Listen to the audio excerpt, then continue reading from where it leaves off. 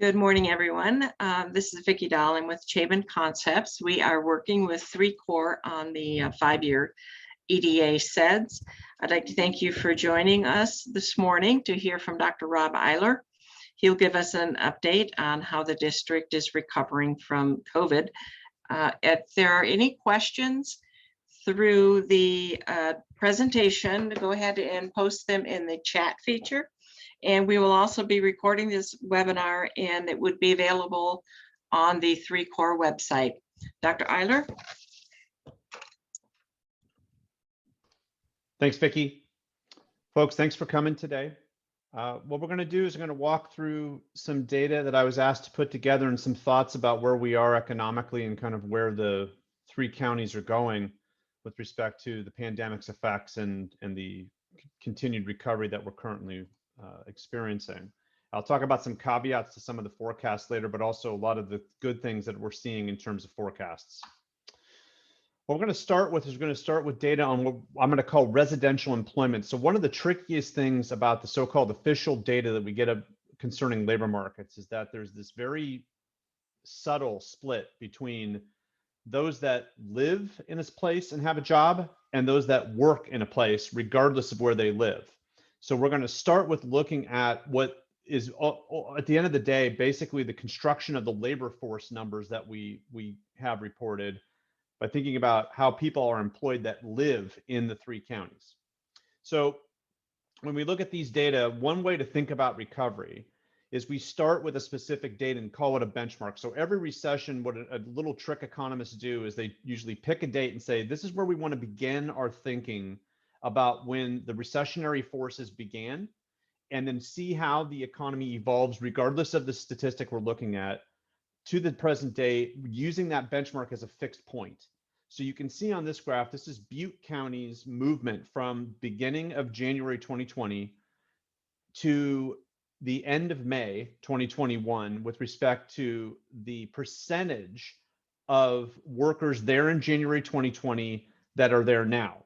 So when you look at that, you can see that's not quite at the 95%. That's basically what the beauty of fixing a point is, that it says, okay, that's 100% where we want to get back. And so we want that red dotted line to be where that red solid line crosses at some point. And then we will have what you think of as just recovered the jobs volume of people that live in Butte County. Here's Glenn County in contrast. And Glenn County, like a lot of smaller rural parts of California, has actually recovered at a little bit faster speed, though notice the sort of parallel movement between Glenn and Butte counties, because we were all facing general policy changes that either allowed us to speed up or forced us to slow down recovery. But as of May 2021, the volume of people that live in Glenn County that have a job has returned to the January 2020 level. And thus we have what we consider to be recovered in terms of residential employment. Tehama County crept up on it and basically followed Glenn County until the last couple of months with respect to these data. But basically, again, is following that same rural California model where things have sped up a little faster than where there's a little bit more population, and is looking good in terms of continuing to move toward that red dotted line. So the key aspect of this is that for all 3 counties together, we are seeing recovery momentum, and really have seen it since early last year. It's all about the pace and really the composition of the workforce that's there in these counties when all is said and done. And I'll come back and talk about that a little bit later when we talk about labor force and some of the predictions that are out there. This is the 3 counties put together. And the reason this is California, but if you put all 3 counties together, they're very much dominated by Butte County, but you can see how California is still about 94% back to where it was at the beginning of the recession. So the state is being drugged down a lot by Southern California. The movements are somewhat similar over time, but we really want all these to get back up to that red dotted line, and that's critical. So one of the biggest issues we're facing right now is how the available workers are there to push this back up. Because one reason why we may be flattening a little bit is because there's some movements inside the labor force. That means there's just not enough workers out there yet, even if the jobs are there, to fulfill the same volume that we saw before January 2020. We'll come back and talk about this a couple of times throughout my time today with you. but that's a big issue looking forward. When you think about what's happened to the people that were available in January 2020 to work in these 3 counties, one thing that's changed is migration. So we know that people have come in and people have left. And this has been true, this is true all the time. The key is the net change. So when you have net change in population, what you don't know inside those numbers until about 12 months later is whether or not you've had net change of people that are available to work. But that's one reason why you might be lagging a little bit in recovery, is because you've had an out migration in net of people available to work. The other piece, which has garnered a lot of news, is the idea of having these augmented unemployment benefits. So if those continue much longer, we might still see some lag in the people that are available for work in terms of all 3 counties put together. Even though Glenn has fully recovered, that's really just a statement of people that live in Glenn County. They may be working in other counties and getting back to work. But what we really need is we need all 3 counties together getting above that red line. Unemployment benefits may be holding that up because you may be choosing, hey, I don't want to go back to the job I had before.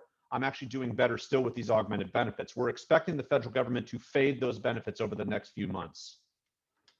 The next stop is retirements. These are the 3 big reasons why we see changes in labor force, especially when recessions happen. Retirements are something, again, we won't know for 12 or 18 months in the distance, but one of the things we'll see later when we look at government workers is that we will see that there's been a relatively strong change downward in terms of the number of people that are working for government. Part of that's because we initially saw budgets change, and we thought that there may be some changes in terms of the ability to hire, rehire, or keep the same volume of workers generally.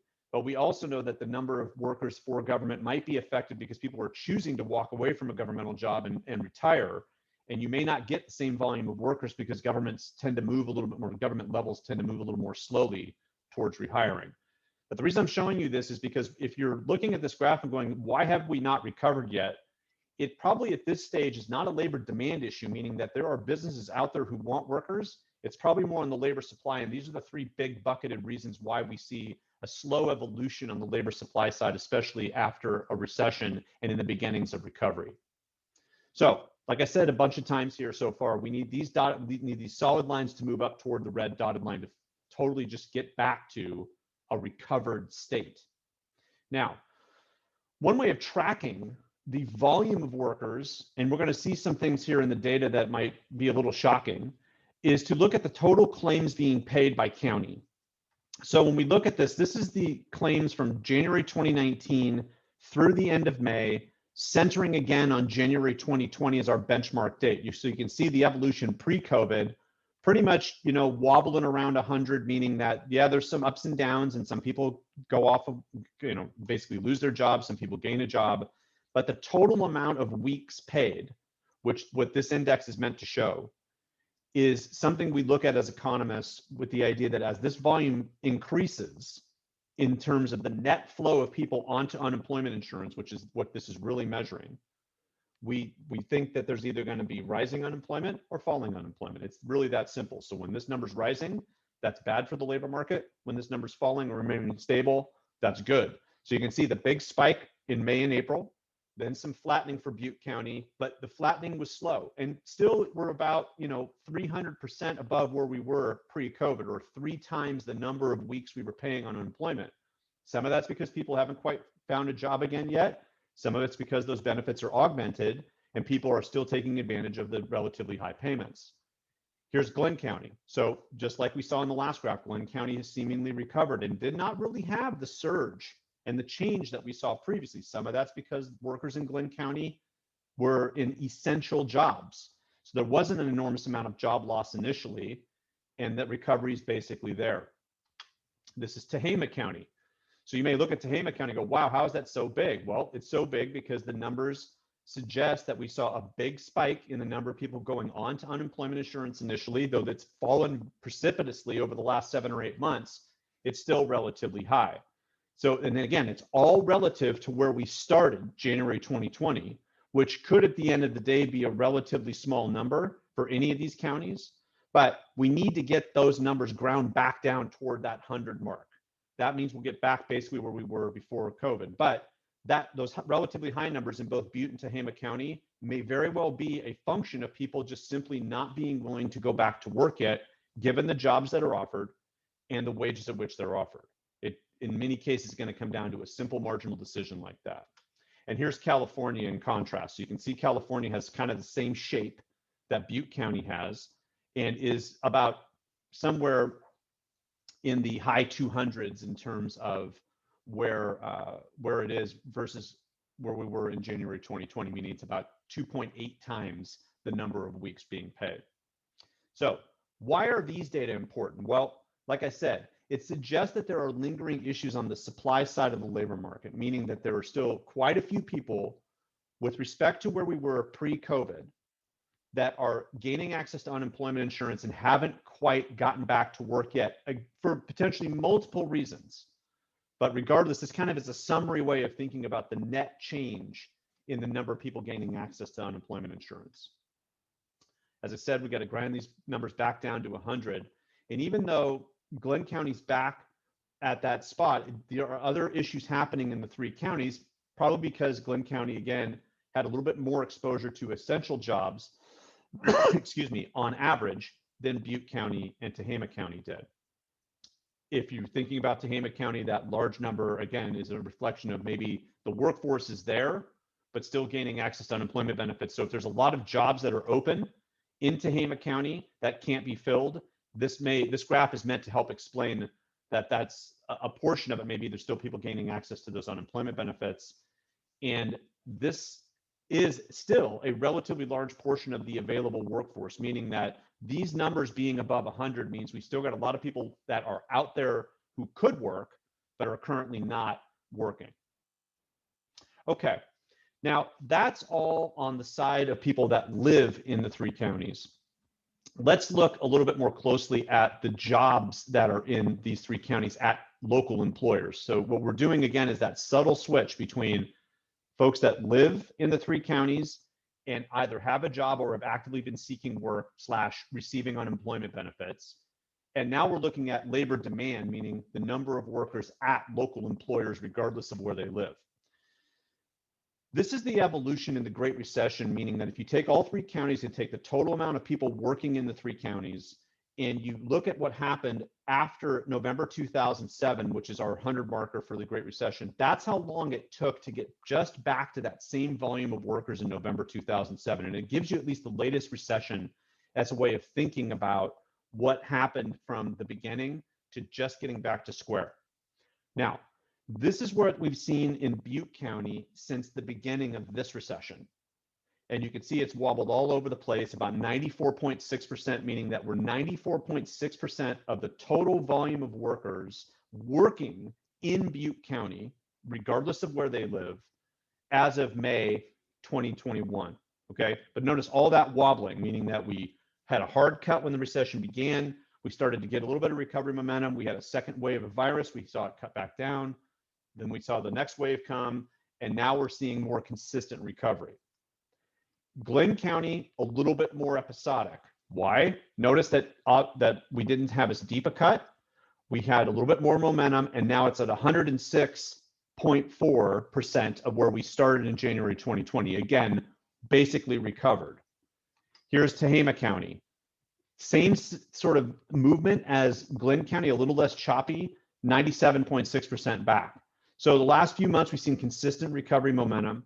And if you add up all three of those, this is what the recovery looks like so far in all three counties combined, where the heavy weight of that is on Butte County. But 96.1% back to where we started the recession. We need the solid black line to get back to the red dotted line if we want to just recover those jobs. Now, why is this important? It's important because, as we'll talk about in a minute, this is usually the genesis of how you look at gross regional product, or the total volume of income being generated by local employers.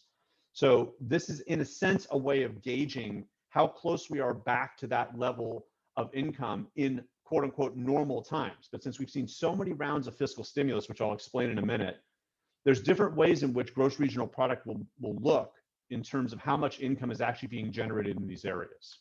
But this is something to think about in terms of the summary numbers. So there's still about 4,280 jobs away meaning the people, the jobs that are in these 3 counties for local employers, to get back to just where we were before COVID. 4,400 of those jobs are in Butte County. So that means that Glenn County being above the red line is actually positive growth, and keeping that number from being as high as Butte County would have it all by itself.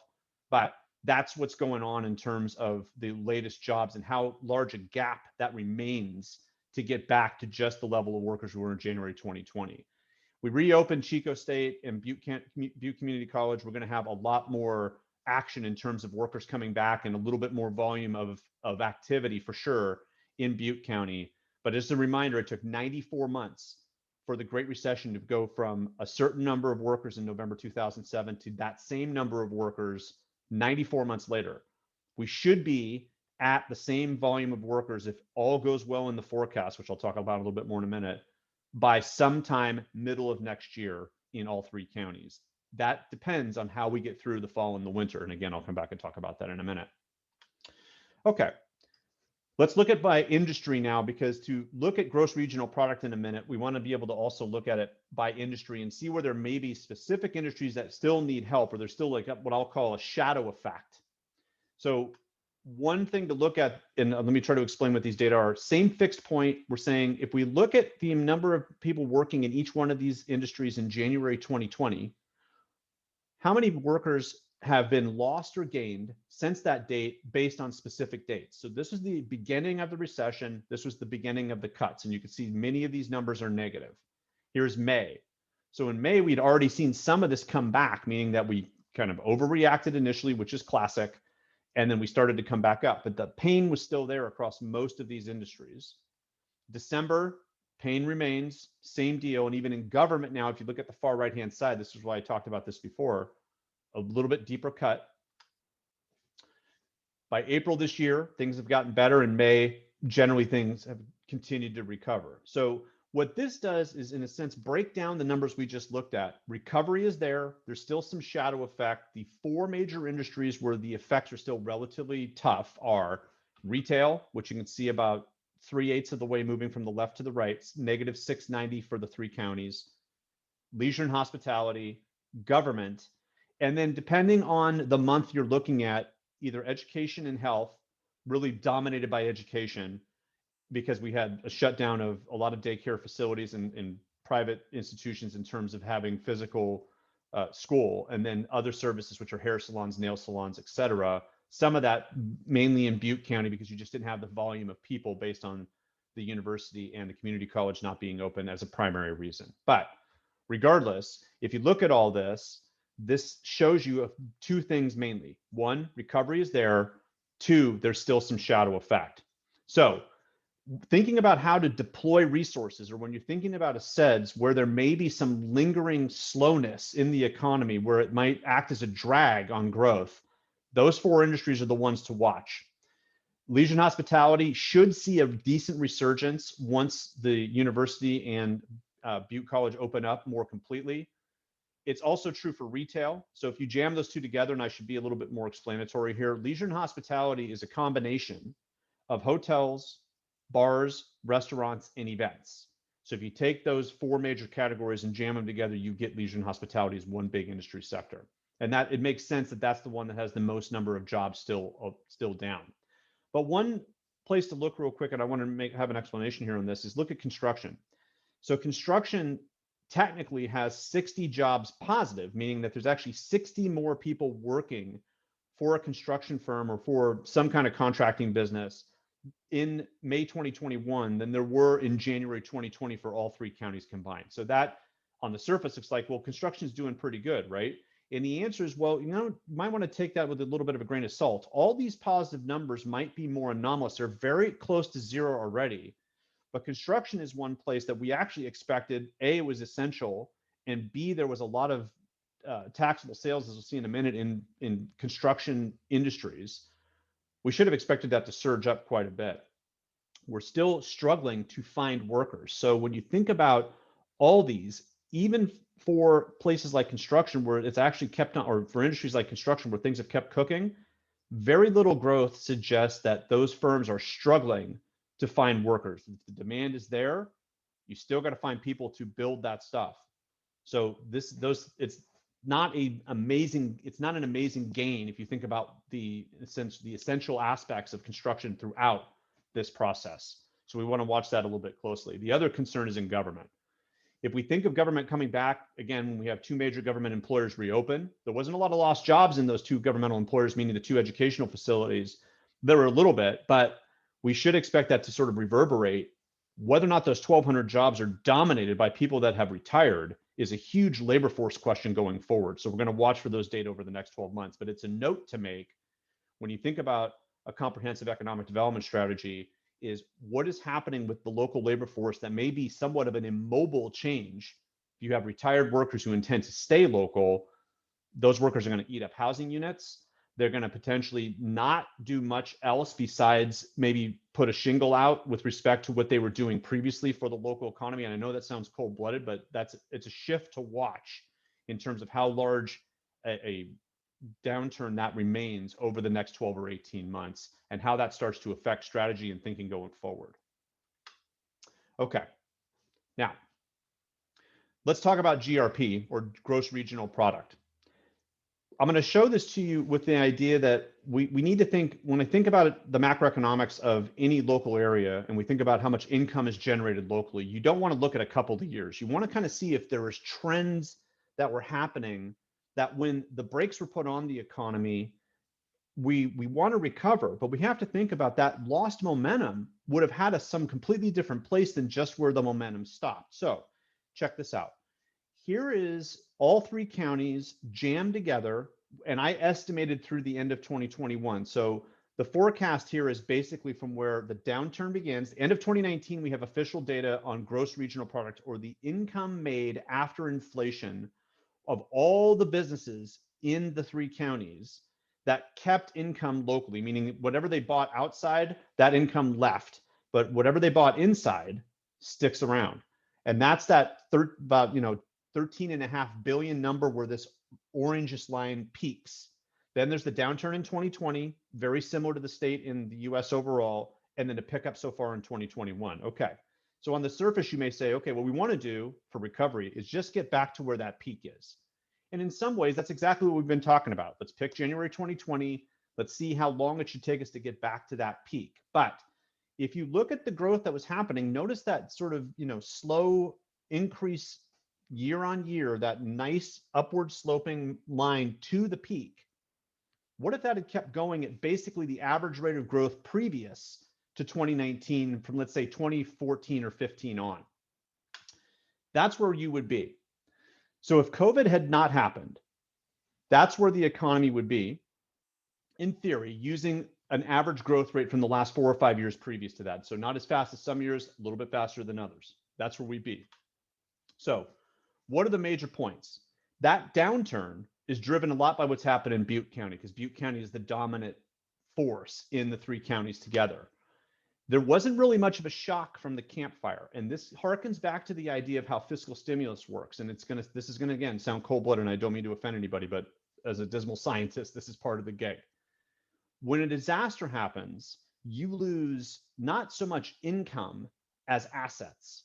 So when those houses go away, you lose the assets value, but then all this money comes in either for rebuilding or insurance. And that all acts as the big generation of new income. So you do have some downturn in income, but it can be somewhat mitigated by the inflow of resources that would not have been there but for the disaster. And this is what makes disaster economics a little bit weird, is that you have this hard downturn in loss on the balance sheet side of the ball, but on the income statement side of the ball, you get this new influx of income that would not have been there except for the disaster. So you can see there's a little bit of a wobble between 2018 and 19. It's very subtle, but not a downturn like what happened with COVID-19. So that didn't really affect the growth except for maybe what was estimated afterward. The change in COVID-19, that downturn, and this is another subtle piece, hitting bottom in 2020, assuming that remains the bottom in this historic shock, that took away basically 3 years worth of growth. So we went back down to 2017 levels as of the end of 2020. So that's loss right there that you got to make up. And what I'm going to show you next is the gap between the red the orangish line and the black dotted line, which is this. So if you think about what would have happened and where we are estimated to be today, more or less as of May 2021, that gap is about $1.64 billion of economic activity in the three counties. And that size is about 1.25 times the value of income made in Glynn County in 2019. So that bracketed gap is 125% of the total value of all business income made in Glynn County in 2019. So that's the gap that, in a sense, is what needs to be made up. You might just recover, but you don't want to just recover. You want to go beyond that. So when you think about economic development, that's a pretty large task ahead, but this is not anomalous to these three counties. There's a lot of these gaps that are out there across California and across the United States. But that gives you a sense of where these three counties are today. The next stage we want to look at is we want to look at it by county. So this is the estimates I did to think about, okay, what was the change in GRP by industry if we think about the jobs that were lost and the incomes that came in? Well, for Butte County, it basically followed a lot of what happened in the employment side, though there was maybe some suppression in your mind. Say, well, hold on a minute. Didn't we have a lot of fiscal stimulus come in? And the answer is absolutely. That kept wages going. Production was lower though. So if you think about what gross regional product really is, that's the thing where you see some slowdowns, like in retail, leisure and hospitality, in government, because those resources were lost initially and now are slowly coming back in. So 2021, when it's all said and done, should see a little bit more positive movement on the government side. Financial activities are down because banking income is down. There's a lot of activity, but what incomes are left, right? That's the key, is what income is left is down. And this is also true basically industrial in Glynn County and in Tehama County. But Butte County is the driving force. If you take all three, and I did it like this as a stacked graph because that gives you a sense of all three counties as sum. Financial activities in terms of revenues, in terms of incomes are down the most, but a lot of that's an anomaly of lower interest rates and, in a sense, this trading of higher interest rate assets for lower interest rate assets with a lot of refinancing. It also is true that we have seen a little bit less on the side of leisure and hospitality, obviously, education, and professional and business services. All those have fallen down because the amount of production and ultimate incomes that are happening in these counties have fallen in those major categories by loss of jobs. So where are the gaps going to be, or where the shadow effects are of incomes? That's what these data are meant to show you. So there's a little bit of a difference here with respect to what we saw in the jobs data previously, but not a whole lot. And that's because jobs are usually driving a lot of the economic activity in the local area. Okay, let's look at taxable sales as a nuance inside of gross regional product, meaning that on the surface, you might say, hold on a minute. We had all this fiscal stimulus come in, and we know that people kept buying stuff because they kind of kept an income going between unemployment insurance benefits, the stimulus checks, PPP providing local employers with a way of still paying people. There had to be something that offset some of that, right? And the answer is yeah. And if you talk to your local city or county finance person, they will tell you that generally speaking, taxable sales changes from last year, pre-COVID, or even just last year when COVID started, have gotten much better. But let's see why. For the three county area, this is the evolution looking at what happened in the calendar year 2020. So if you think of the beginning of the year, let's say the first quarter of the year being non-COVID time, and by the end of 2020, thinking the overall year, all the effects of COVID had come on the local economy, these were the changes in the amount of taxable sales. So in percentage terms, so you can see that a lot of this is pretty straightforward. Building materials and garden supply stores up because we were at home. We saw a lot of demand for home improvement. Construction remained an essential industry. We saw an increase. Food and beverage stores. We started buying more at the grocery store. We weren't going to restaurants as much, which is food services and drinking places. So you can see the third and fourth installments on this graph moving left to right are the real contrast in how we looked at the difference between buying food at the store and going out to eat. Real easy contrast to see. Gas stations way down. We were driving less. General merchandise stores, meaning department stores and other stores like that, down. Furnishing stores down. Motor vehicle up a little bit, Some of us were at home and we were working on our cars, so we saw a little bit of a pickup there, and the car deals were getting very, very good. So we saw a little bit of pickup there too in terms of sales. But that other retail group is really the more intriguing piece, and this is California in contrast. You can see that most of the categories are very similar in terms of negative and positive change. The motor vehicle piece is a little bit different, but that shaded area is the critical piece. That's where a lot of the growth happened in taxable sales, if it happened at all. And that's because internet sales are jammed in there, generally thinking like, let's say, Amazon. So if you're buying in a specific retail category, it might, if on the internet, you might find its way to some of these categories depending on how it's locally coded. But for the most part, internet sales, when you buy something from somebody else and they're going to tax locally, that ends up in that one group. So that really is a way of thinking about the way we shifted our lives toward online sales. Now, what's the positive there? The positive there is that's a reflection of our ability to continue to consume, meaning that the stability of our incomes, fiscal stimulus, a lot of those pieces that kind of kept the effects of COVID-19 from being very Great Recession-like, converted into retail sales. There it is. That's that 42.5% for the three counties together. But what it does, if you're buying that stuff outside the three counties, your brick and mortar retailers locally still having some issues. And one of the things we're very concerned about in terms of planning going forward is whether or not this is now a permanent or transitory change. If this is permanent, then there will be a shadow effect on our downtowns, our malls, and generally speaking, our brick and mortar retail. So watch for that, as well as our restaurants. Those pieces of how incomes have been generated and how incomes are spent locally is a big question going forward. So what that does is it sort of leads us to start talking about scarring. Every recession has some scarring inside of it. So last time, construction and lending is where we saw a lot of the pain. This time, a lot of the pain was in leisure and hospitality, retail, other services, and government. And we saw that in the data we just looked at.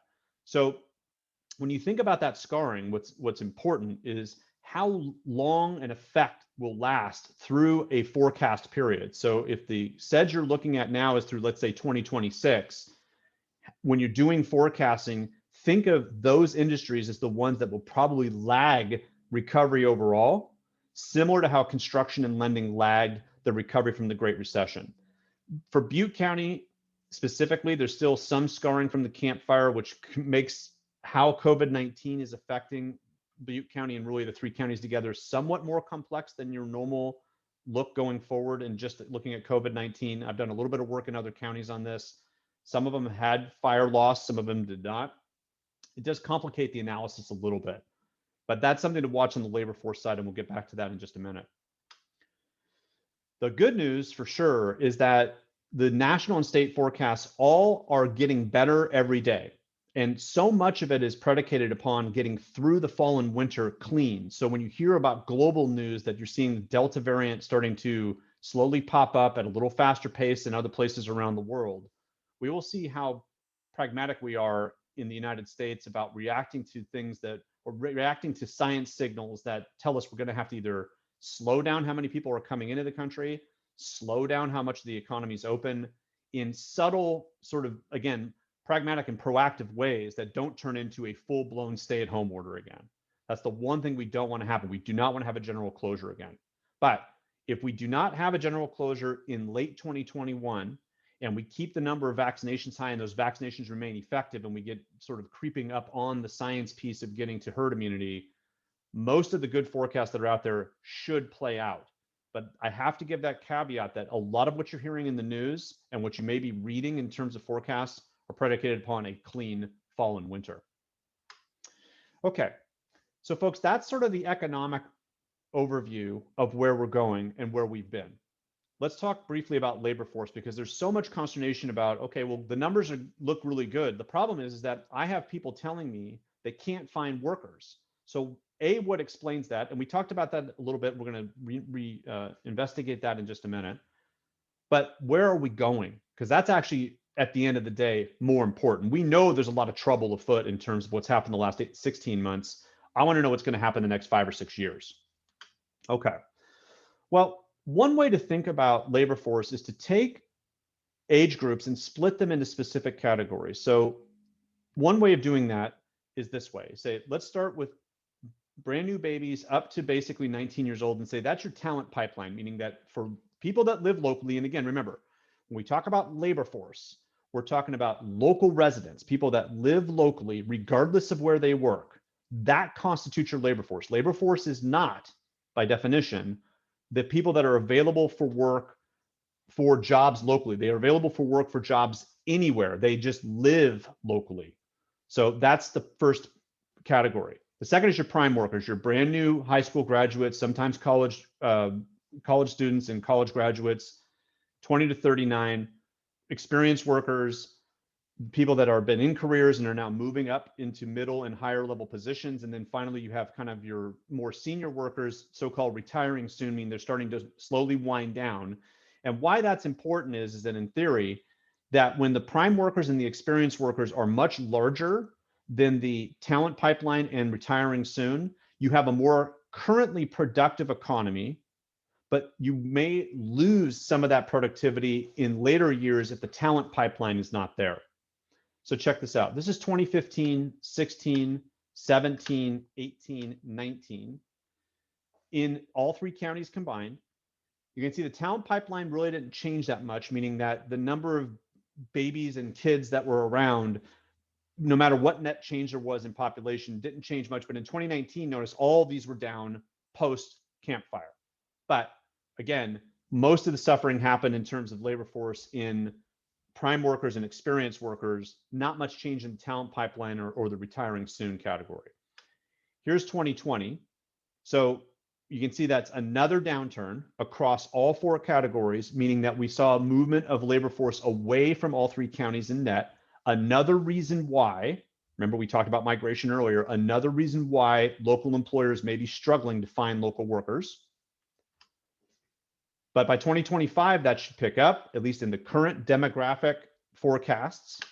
And by 2030, it should also pick up. So notice it's picking up in exactly the right categories I just talked about, those two middle ones, prime workers and experienced workers. And obviously over time, the old data, meaning let's say 10 years ago data, starts to move its way through these categories, moving left to right. But the key is that while there's been a downturn recently, the prediction is to see it start to pick back up. Some of that assumes that Paradise will have a larger population over time, but that generally we're going to see people migrating toward all three counties. Okay. So again, the labor force has four components. The talent pipeline, really a reflection of working families that are in the area. Prime workers, how you're grabbing high school and college graduates and how they're sticking around. That's key. Your experienced workers are really the parents of the talent pipeline. So the more they stick around, the more that you get talent pipeline building up. And then your retired workers are a reflection of how many seniors you have that are still working, but now may become retired workers. Remember, I talked about this earlier with respect to government. Those are things to think about when you're thinking about how large that is as a proportion of your overall labor force. That can leave you with some labor force challenges 4 or 5 years from now if that number was growing, but it's remained relatively flat, which is good for these three counties. So if you do start to lose talent pipeline, it means that working families are leaving. This is one of the biggest things in the urban areas of California that still are concerning demographers and economists, is that if we've seen outmigration of people from California, are those working families or are those folks that are retiring soon who are now using wealth that they built up in homes and their jobs that are currently portable to now reestablish roots some other place? Still have to, that data, those data are still coming. Okay, well, let's look at those data slightly differently by not looking at the talent pipeline and focusing more on the middle three areas and the evolution of those three areas, what we think of as classic labor force age over the last few years, but then also looking forward. Same forecast viewpoint in terms of the horizon we're looking at through 2030, but this is Butte County. So you can see Butte County from 2010 all the way up to 2018 was slowly rising. Then the sharp fall of that age of workforce after the Camp Fire, then a bit of a pickup toward 2020, but a predicted fall to 2025, combination of migration, lack of job opportunity for specific age groups maybe, but then picking up after 2025 as that talent pipeline starts to come online as local labor force and picking back up to 2030. But that's a relatively flat period overall for Butte County. some of it driven by what happened with the Camp Fire, exacerbated by what happened with COVID-19. Glenn County, slow movement up the entire horizon, all 20 years.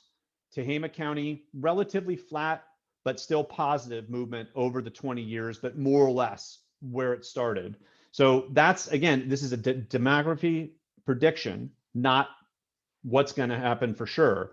It's something to watch when you're thinking about a comprehensive economic development strategy with respect to the evolution of labor force with what's predicted out there. What are some of the hiccups that are out there and keeping things from moving? And then this is California, just to give you a contrast of the statewide. Somewhat similar movements to 2025, and then picking back up again. A lot of it, the conversion of that talent pipeline or kids remaining in California now becoming part of the labor force. Okay, so where are we today? This is what's happened as of May 2021. So you can see there's a loss of labor force, about 4,300 people that were living in Butte County who had a job or were looking for work January 2020, not there May 2021. For Glenn County, a little bit above where it started January 2020, about 100 people. Tehama County, down a little bit, about 600 people in net as of May 2021. So overall, all three counties together, loss of labor force.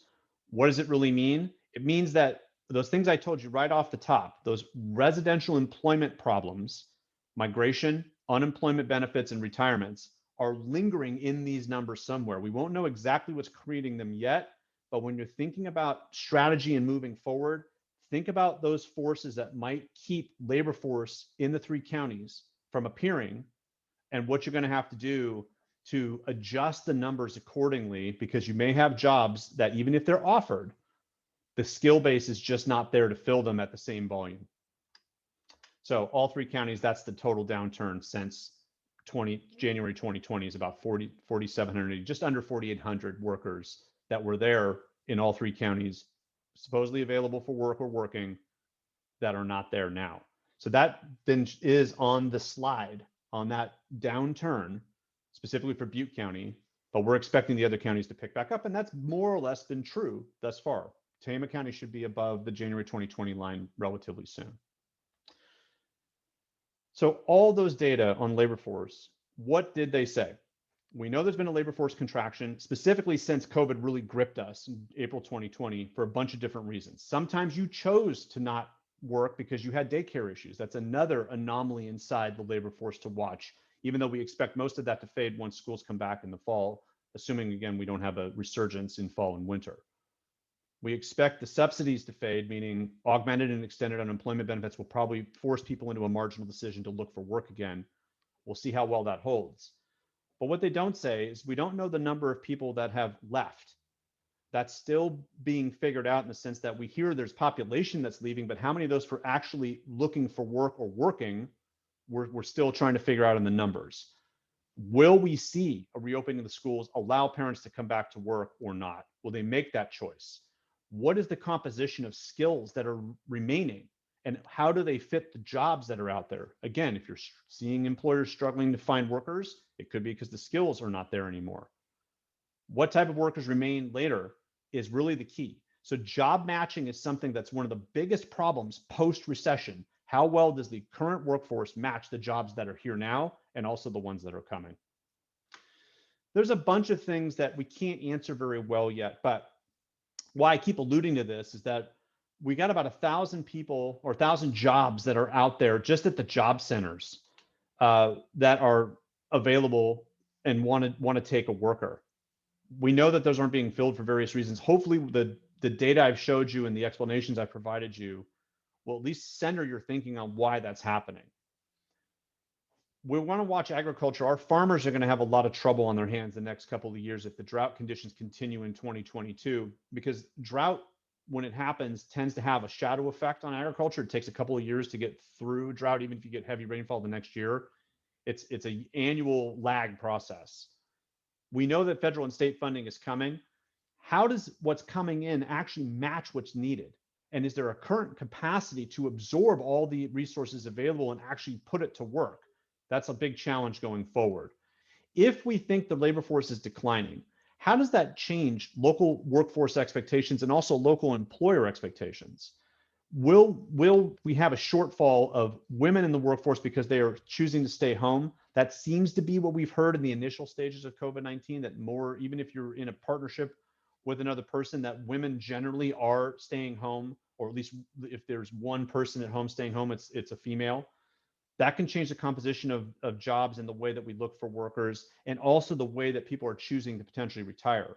So you take those two together, we expect the one to be relieved by a change in the way that schools and daycare will reopen. The retirement piece, I think, is actually one of the biggest concerns, because we were already having an aging labor force before COVID-19 happened, and we will see how much this continues to linger. Will working from home become the new economic development? Can you attract people who are bringing portable jobs with them that generate gross regional product, but are not necessarily going to generate local labor force? That's going to be really wild to watch over the next 12 months, especially if we see the urban areas reopen for business in commercial real estate. The clarity of the forecasts that are out there is still in question. And again, just keep that in your mind, that no matter how rosy you hear the forecast picture, so much of it depends on getting through this fall and winter. And how much of the gross regional product change, for example, we've heard pretty decent data about at the US level, the downturn not being as deep as it could have been last year, some of it by fiscal stimulus, and how good the growth looks like in the first couple quarters of this year. How much of that is fiscal stimulus related and actual recovery? All that will still be worked out, and we just can't quite easily answer that yet. To wrap up, there's a lot of nuances of the recovery period in this case. Unfortunately, because Butte County specifically, but the 3 counties in some, were still somewhat reeling in some from what happened in the Camp Fire, housing is going to continue to be a big issue. Got to focus on what labor force is available and thinking about training programs. Who is willing to do training? Will you see a resurgence of a demand for higher education or even certification education, simply because people are trying to use what resources are available to change careers? How will your downtowns recover? Will consumer spending remain virtual or come back to the physical? How much of that depends on the visitors market? So visitors tend to be a way of subsidizing brick and mortar, because they, generally speaking, you're not going to go make a hotel reservation and then have Amazon sent to your hotel. You're going to have it sent to your home and you'll get it when you get home. But when you're traveling, you have what an economist would call somewhat of an inelastic demand for local products, because you're spending money and you're visiting places and you want to spend money. Can you rely on that as a way of sort of a bridge over troubled water with respect to our brick and mortar retailers, our brick and mortar restaurants, in terms of the actually occupying the physical space and not having only a takeout menu? A lot of that transition stuff is things that are going to be the nuances of looking forward, including how well our government's going to be providing services if we can't refill positions and we can't find the workers locally to get back up to the same capacity. So a lot of big questions are out there about where you're going to need the most help. I'm hoping the data I've showed you at least give you an inkling of where the shadow effects are going to be most acute. And then finally, the housing units that need to happen. The recent EPS report has number of units outpacing the number of new workers, which is good. It suggests that you're going to have a mix of households moving to these 3 counties. But watch for how small or large the amount of housing built is. That'll probably be one of the biggest question marks in being able to achieve certain, let's say, forecasted recovery levels. If people cannot move here to work, will that slow down the ability of the economy to move forward and get past the shadow of COVID-19 and ultimately the Camp Fire as well? So that's what I have, Vicki. I'll take questions as always. Thank you all for coming today, and I'm hoping that this helped in terms of being able to clarify what's been going on in the economy and where you all are at as 3 counties. Okay, thank you, Dr. Eiler. I don't see any questions as yet. We can give them a minute or so. There's a lot of information that you've provided us and a lot of things that we need to consider preparing the SADS and doing our jobs as we go forward.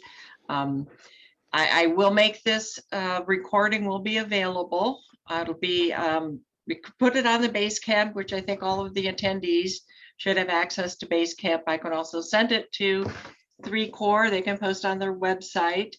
And if going forward, if we have anyone has any other questions that you want to propose to Dr. Eiler, you can send them to him directly if that's okay. You can send them to me at Vicki@Chabin Concepts, and I can forward them on. And folks, if you want to raise your hand and ask a question, this is a great time, because you may have a question that everybody wants to ask and just is not thought of yet. And if you don't, that's okay too. Audrey, go ahead. You're on mute, Audrey. I was just laughing. Yeah. Oh, Yeah, I didn't have a question. That's a very, very good and thorough understanding of where we are, Rob. And I really appreciate, the detail that you've put in to understand the complexities of recovery as it relates to the labor force and to the situations that the 3 counties are in. I think that really gives us some good, platform to work from, and also goals for understanding where we need to go, even though we have challenges probably in each one of those that we can move forward. So thank you. of course. Thank you, Audrey. So we are getting more thanks from Patty Hess, Katie Simmons. It's all been very helpful. So I think we can let you go, Dr. Eiler, and everybody can get back to their after holiday work. And I thank you again for your time and attention. So, Vicki, I'm going to say one more thing, if it's okay. Okay, sure. And folks, I think it's important to say this, because you don't want to lose sight of where you're going the next few years.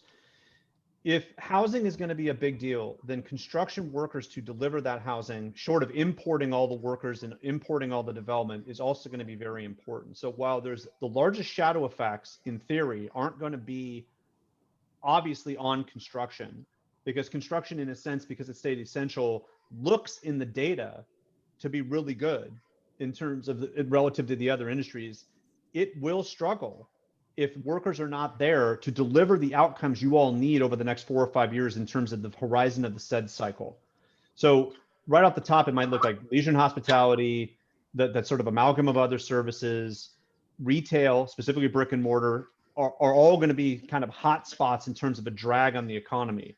But you may not achieve what you could have achieved in industries like construction and manufacturing if there is not a local labor force. So I personally believe that the biggest challenge is attracting a labor force that's willing to come and stay and being trained to fit relatively high multiplier effect or high impact, if you will, industries that drive a lot of the other pieces.